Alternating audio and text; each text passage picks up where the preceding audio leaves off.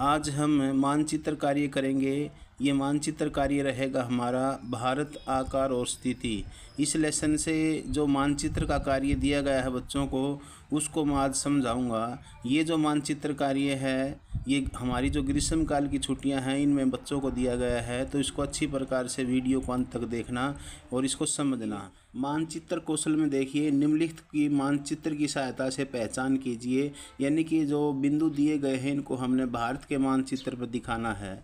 पहले मैं इन क्वेश्चनों को, ये जो मानचित्र कार्य के जो प्रश्न है जो पूछे गए हैं, इनको मोटा मोटा आपको समझा देता हूँ। फिर मानचित्र के ऊपर इनको मैं दिखाऊंगा, उसको अच्छी प्रकार से नोट कर लेना। एक खाली मानचित्र लेकर के उसको नोट कर सकते हो। इसमें देखिए, अरब सागर और बंगाल की खाड़ी में स्थित द्वीप समूह। तो अरब सागर में लक्षद्वीप समूह है और बंगाल की खाड़ी में अंडमान निकोबार द्वीप समूह स्थित हैं। तो आपने इस प्रकार इनको ध्यान से देखना है कि अरब सागर में लक्षद्वीप समूह है और बंगाल की खाड़ी में अंडमान निकोबार द्वीप समूह स्थित हैं, जो हम मानचित्र पर आपको दिखाएंगे।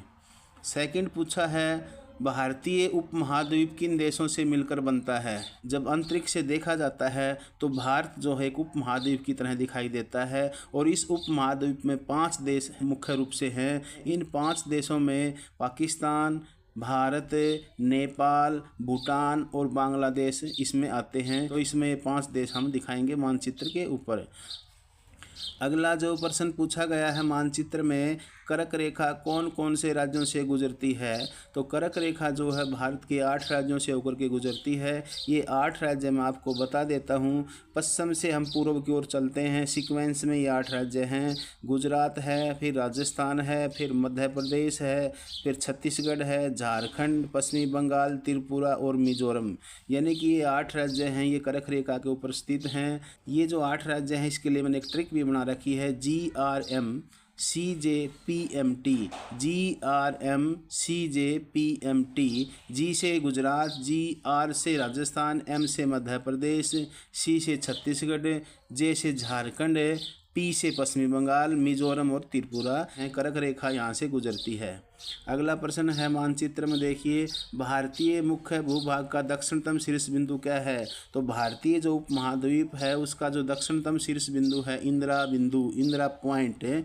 कौन सा है? इंदिरा पॉइंट। ये अंडमान निकोबार द्वीप समूह पर स्थित है।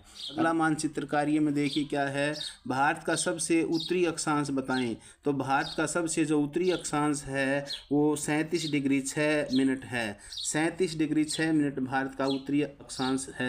अगला जो मानचित्र बिंदु पूछा है 6 नंबर पर, अंशों में भारत के मुख्य भूभाग का दक्षिणी अक्षांश क्या है। तो दक्षिणी जो अक्षांश है भारत का वो 8 डिग्री 4 मिनट उत्तरी अक्षांश है। उत्तरी लिखना जरूरी है, 8 डिग्री 4 मिनट उत्तरी अक्षांश, क्योंकि भारत उत्तरी गोलार्ध में है, जिस कारण से जो भारत के जो अंश हैं, जो अक्षांश हैं, वो सभी उत्तरी हैं।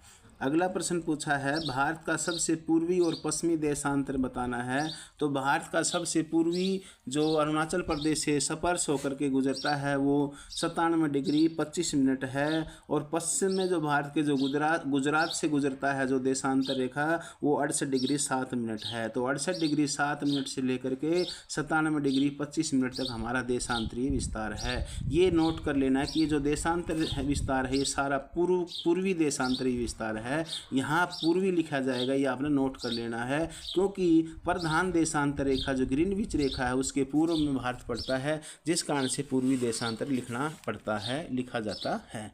सबसे लंबी तट रेखा वाला राज्य है, सबसे लंबी जो तट रेखा है वो गुजरात की है।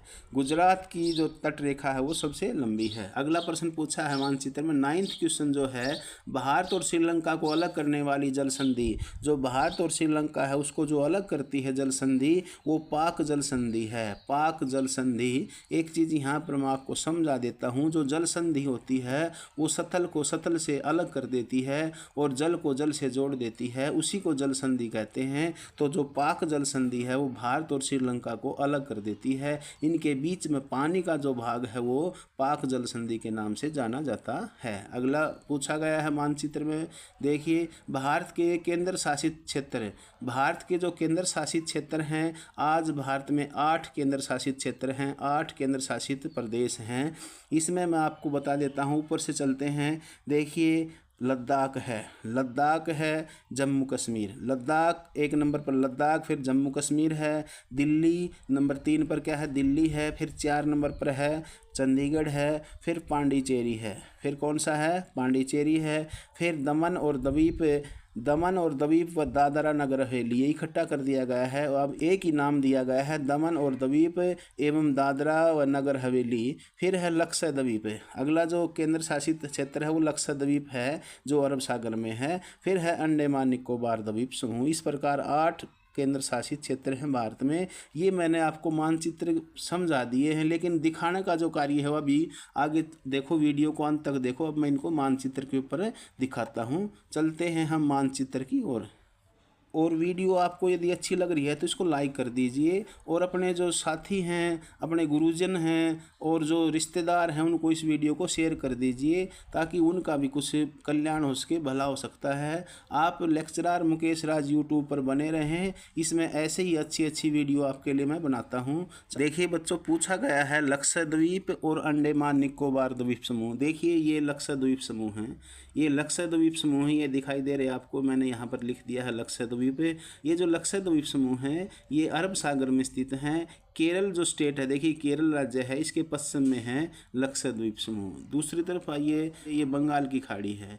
ये जो बंगाल की खाड़ी है इसमें जो हमारे द्वीप समूह हैं ये अंडमान निकोबार द्वीप समूह है। यहाँ आपने अंडमान निकोबार द्वीप समूह लिख देना है। तो इस प्रकार आप अंडमान निकोबार द्वीप समूह और लक्षद्वीप समूह इनको आप पहचान सकते हो। ये लक्षद्वीप अरब सागर में है, अंडमान निकोबार बंगाल की खाड़ी में स्थित हैं। सेकंड जो इसने पूछा है कि जो भारतीय उपमहाद्वीप किन देशों से मिलकर बना है, तो भारतीय उपमहाद्वीप में 5 देश हैं। मैंने आपको बताया था कि भारतीय जो उपमहाद्वीप है उसमें 5 देश मिलकर के उपमहाद्वीप का निर्माण करते हैं। तो ये देखिए ये पाकिस्तान है, ये पाकिस्तान है। इसमें 5 देश कौन कौन से हैं? पाकिस्तान एक नंबर पर, यहाँ पर देखिए ये दिखाई दे रहा है आपको, पाकिस्तान है। ये भारत है 2 नंबर पर, ये भारत है।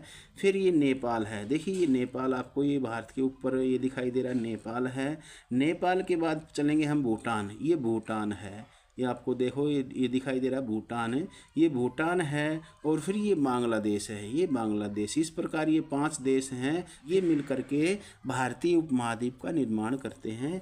अगला जो पूछा गया है कर्क रेखा, कर्क रेखा कौन कौन से राज्यों से गुजरती है? देखिए ये कर्क रेखा, ये आपको लाइन दिखाई दे रही है, डॉटेड ब्लैक लाइन है, ये कर्क रेखा है। इसके ऊपर देखिए ये गुजरात है, ये गुजरात है।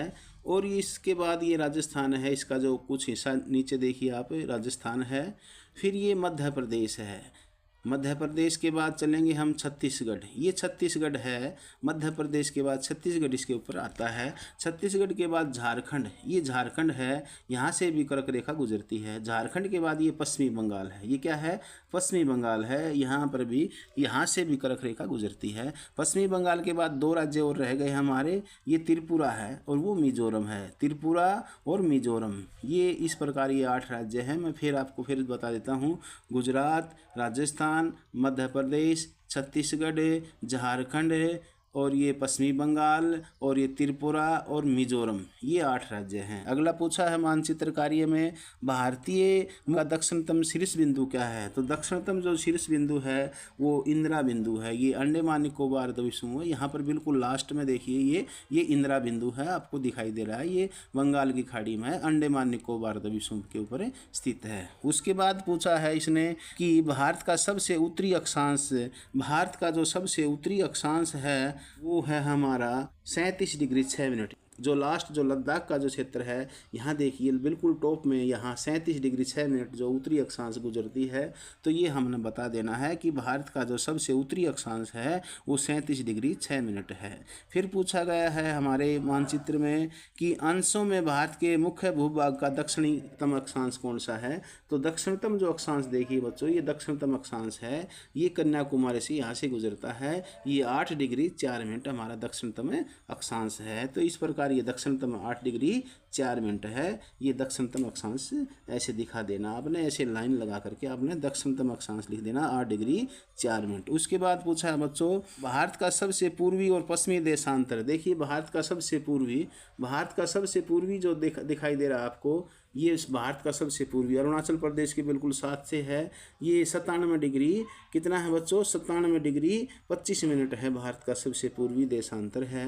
फिर हम पश्चिम की ओर चलते हैं, गुजरात की ओर। ये गुजरात का जो यहाँ से देशांतर गुजरता है वो आपका 68 डिग्री 7 मिनट है। ये 68 डिग्री 7 मिनट है और ये 97 डिग्री 25 मिनट, ये हमारा देशांतरीय विस्तार है। ये हमारा मानचित्र कार्य ऐसे चल रहा है। आगे पूछता है सबसे लंबी तट रेखा वाला राज्य। सबसे लंबी जो तट रेखा, देखिए यहाँ से लेकर चलते हैं हम और इस प्रकार ये चलते हैं तो ये गुजरात है। गुजरात की जो तट रेखा है वो सबसे लंबी तट रेखा। देखिए सबसे लंबी राज्यों में तो तट रेखा है जो समुद्र के साथ लगती है, वो गुजरात राज्य की है। ये अपना नोट कर लेना है कॉपी में, मानचित्र में आपने यहाँ डिस्प्ले कर देना है कि गुजरात राज्य की तट रेखा सबसे लंबी है। अगला पूछ रहा है मानचित्र का कार्य, भारत और श्रीलंका को अलग करने वाली जल संधि। देखिए ये भारत के जो नीचे चलेंगे, ये भारत का नीचे देखिए श्रीलंका है, ये श्रीलंका है और ये भारत है। ये तमिलनाडु का क्षेत्र है, तमिलनाडु राज्य है। उसके बीच में जो आपको नीला दिखाई दे रहा है ये जल संधि है और उस जल संधि का नाम है पाक जल संधि। क्या है ये?